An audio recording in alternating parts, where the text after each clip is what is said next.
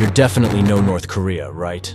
It's a country that's been facing some serious challenges throughout its history, with sanctions stacked against them and their economy pretty much cut off from the rest of the world. You'd think they'd be struggling big time, right? I mean, that's what most people would assume. These sanctions basically mean that North Korea can't carry out international trade legally, so they're unable to sell their main commodities like coal, iron ore, or zinc. You'd think that would prevent their economy from developing as it should. Even many developing countries that can sell their commodities legally can't afford a nuclear program. But guess what? Despite all odds, the North Korean regime seems to be doing just fine. They've even managed to splurge on a top-of-the-line nuclear weapons program. Yeah, you heard that right. In 2005, North Korea announced to the world that they had the deadliest weapon in human history, nuclear bombs to protect their country from external threats. 주체 배고 2016년 1월 6일 10시 주체 조선의 첫 수소탄 시험이 성공적으로 진행되었다.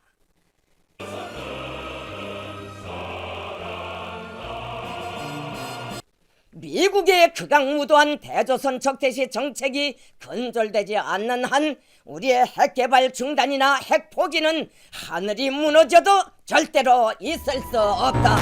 Let's be real here. How many countries in the world can actually afford a nuclear program, especially one like North Korea, the most sanctioned country on the planet? How did they pull this off? How advanced is North Korea's nuclear weapons program? North Korea test-fired a long-range ballistic missile with the potential to hit the U.S., this according to Japan's defense ministry. It's no secret North Korea has a whole lot of nuclear power.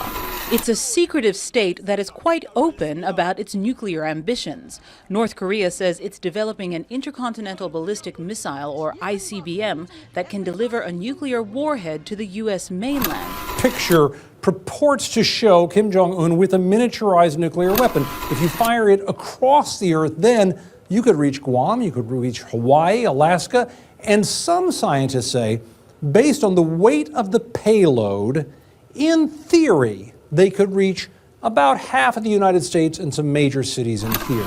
Well, here's the juicy part. Turns out, North Korea's official economy isn't the real cash cow here. Nope, what's keeping them afloat is something straight out of a spy thriller, a massive global criminal empire. I'm talking hacking, arms trafficking, modern slavery, drug smuggling, and even printing counterfeit money. Yep, you heard that right? North Korea has quietly built itself the mother of all criminal organizations. And guess what? Nobody's been able to shut it down or even do anything about it. And you know why? They've got nuclear weapons, bro. Official confirmation came from North Korea around 90 minutes ago, saying that it had conducted a fifth nuclear test. There was swift international condemnation soon after North Korea's official state media confirmed the country had successfully conducted an underground nuclear test, its second in almost 3 years. North Korea says it has tested a nuclear-capable underwater attack drone. But much of the focus right now, North Korea successfully testing its first intercontinental ballistic missile, capable of hitting the U.S. But let's rewind a bit so you can fully understand the context.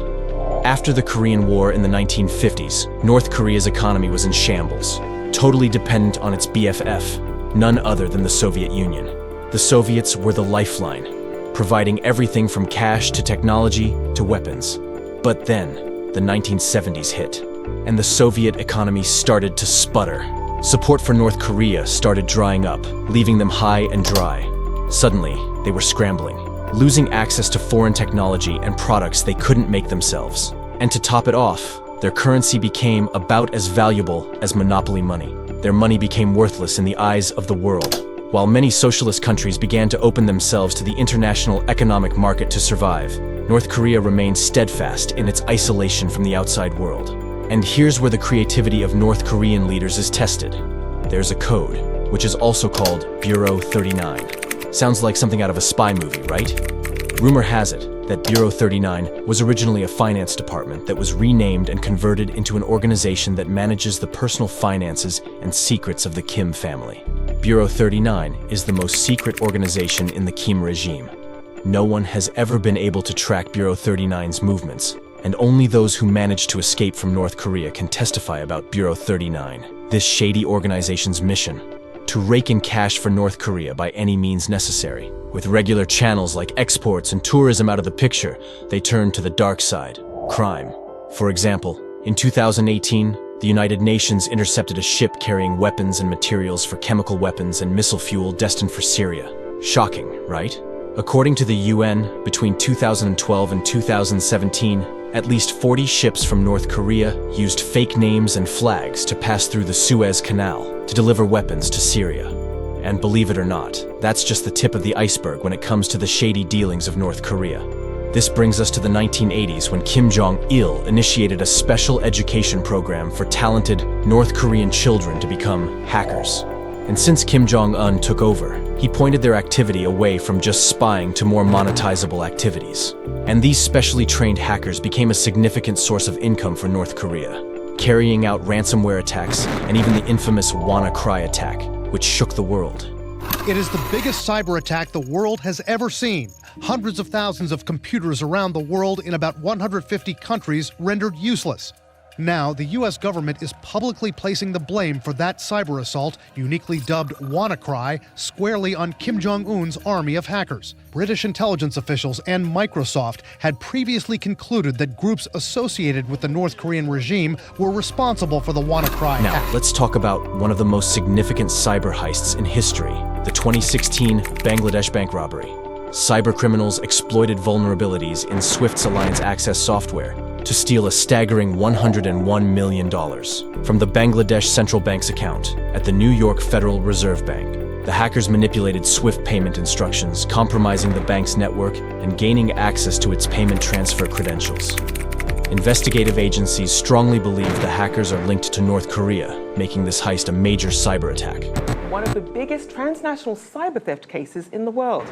Investigators say they found considerable evidence that the hackers used the bank's credentials to access SWIFT, the international messaging system used to send money around the world. Tens of millions of dollars stolen from Bangladesh's central bank via the Federal Reserve Bank of New York, and then laundered in the Philippines. After hackers stole tens of millions of dollars from the nation's foreign reserves. Some hackers were able to steal $81 million from the country's central bank. When hackers managed to transfer $81 million to private accounts in the Philippines, other transfers worth around $850 million were stopped. The Central Bank of Bangladesh had lost $101 million from its account with the Fed. $20 million were later reversed because of a spelling error in the transaction, but the remaining $81 million went through to banks and later casinos in Philippines. But that's not all. North Korea's cyber army is estimated to have stolen at least $2 billion through their hacking endeavors, exploiting weaknesses in banking systems in developing countries like Bangladesh and the Philippines.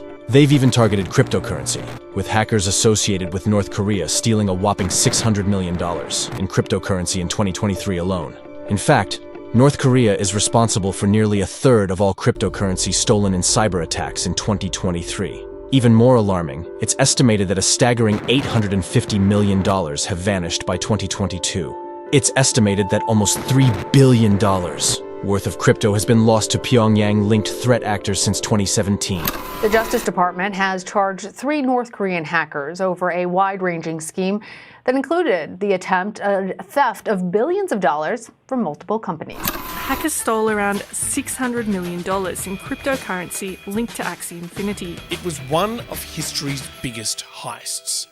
Not just of cryptocurrency, but of anything. South Korean intelligence claimed that hackers from the north were stealing as much as $88,000 in crypto from South Korea every single month. In 2022, North Korea's hacking gang was responsible for half of all cryptocurrency theft. Their haul was $1.65 billion US. It's nearly twice as much as North Korea made from all other exports. Last year, stealing cryptocurrency was North Korea's primary form of foreign currency income. North Korea is funding its weapons program with cryptocurrency stolen through cyber attacks. That's according to a leaked UN report seen by Reuters. North Korea's missile program is being funded through stolen cryptocurrency. North Korean cyber attacks have stolen more than $50 million worth of cryptos in the past 2 years, according to investigators. The scale of North Korea's cyber activities and illicit financial schemes is mind-blowing. highlighting the extent of their global reach and the sophistication of their operations. Between 1977 and 2003, over 20 North Korean diplomats, agents, and trade officials found themselves caught up in drug smuggling operations spanning across multiple countries. In 2004, 2 North Korean embassy workers were busted smuggling a whopping 150,000 clonazepam tablets in Egypt. But wait, it gets even juicier. That same year, an embassy staffer from Bulgaria got nabbed in Turkey with a staggering stash of over 500,000 Captagon tablets, valued at a jaw-dropping $7 million on the street. And the North Korean government conveniently brushed off these incidents as the work of rogue individuals. Of course, they won't admit it. A North Korean diplomat has been caught trying to smuggle $1.4 million worth of gold into Bangladesh. December 2009, a cargo plane is intercepted at a refueling stop in Thailand, carrying 35 tons of weapons, including rocket-propelled grenades. It came from North Korea. They also have acted as couriers, kind of the FedEx of the international drug trade. North Korean diplomats have been busted in a number of countries using their diplomatic pouch to smuggle drugs. 2 North Korean diplomats were recently caught trying to smuggle thousands of Cuban cigars into Brazil. April 2003, a North Korean vessel is intercepted carrying about 300 pounds of heroin to Australia. But come on, let's connect the dots here. Does it really seem like a mere coincidence? But hold on to your seats because the plot thickens. Unlike your typical drug cartel, North Korea doesn't break a sweat over pesky things like law enforcement because, well, they are the government. They've got opium plantations and high-tech labs churning out illegal substances. In fact, get this. One defector spilled the beans, revealing that during the famine, there were calls to focus on planting grains instead of poppies. But guess what? The central government's directive was crystal clear. Plant poppies, sell the product for 10 times the price, and use that cash to buy wheat. And the only way to get cash is to do just that. Talk about playing the system, right? But it doesn't stop there. North Korea's also got a knack for counterfeiting. They're cranking out fake US dollars like there's no tomorrow, and they're pretty darn good at it. I'm talking top-notch fakes, crafted by the best in the biz using state-of-the-art equipment. Back in 1994, authorities in Hong Kong and Macau caught 5 North Korean diplomats. Yep, diplomats again, with a whopping $430,000 worth of counterfeit banknotes. And get this, in 2001 alone, North Korea is estimated to have circulated a mind-boggling $100 million worth of fake currency. Talk about a cash cow. Fast forward to 2013, when the United States had to roll out a newly redesigned $100 bill just to put a damper on North Korea's counterfeit spree. North Korea's even dipped its toes into the world of fake cigarettes, illegal exports, modern slavery, and more shady dealings.